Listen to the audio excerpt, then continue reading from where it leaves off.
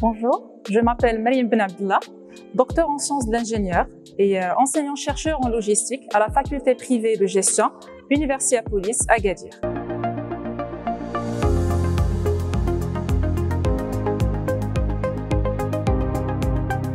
Alors, les objectifs du master logistique, c'est mettre à disposition des étudiants l'ensemble des connaissances théoriques, les compétences techniques ainsi que les outils informatiques afin qu'ils puissent résoudre des problèmes d'optimisation au sein de l'entreprise d'un côté et de fidéliser et satisfaire la clientèle d'un autre côté.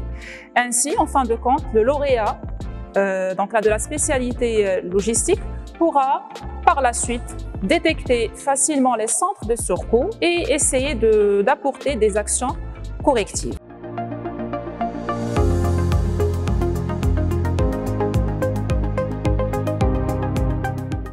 En ce qui concerne le programme de la spécialité du master logistique, s'étale sur les 2 ans, y compris bien évidemment un dernier semestre qui sera consacré au projet de fin d'études. Alors tout au long des 3 semestres, l'étudiant et l'étudiante vont essayer de voir une panoplie de cours qui concernent la gestion de la chaîne logistique depuis l'amont vers l'aval. Alors là, je cite à titre d'exemple la gestion des achats et des approvisionnements. Au cours de cette formation-là, l'étudiant va avoir une connaissance en ce qui concerne la grille technique et commerciale pour l'évaluation des fournisseurs, la méthode MRP pour le calcul des besoins, la gestion de la production, les méthodes et les outils du lean management, la gestion de la qualité, la gestion de la maintenance. Et pour ce qui est du maillon aval, tout ce qui est gestion de la distribution, l'optimisation des tournées de véhicules, ainsi que les flux de la logistique inverse.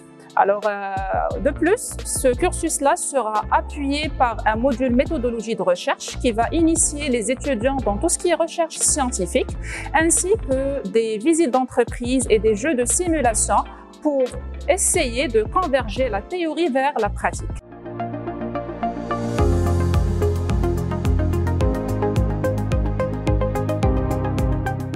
Pour ce qui est de déboucher de la spécialité master logistique, les lauréats sont des hommes de terrain avec un grand H. Ça veut dire que les métiers de responsabilité peuvent être effectués et exécutés par les femmes que par les hommes. Alors là, je cite à titre d'exemple ce qui est métier du maillon interne, maillon amont et maillon aval. Alors, je commence par le maillon amont. Un exemple de métier, ça peut être par exemple un planificateur de besoins, un acheteur, un approvisionneur ou carrément un responsable du département achat et approvisionnement. En ce qui concerne le maillon interne, par exemple, un directeur d'usine ou un responsable d'un entrepôt ou un adjoint, un responsable du service maintenance pour s'occuper de tout ce qui est équipement, machines et matériel au sein de l'usine, et aussi l'ordonnancement de la production, la planification de la production.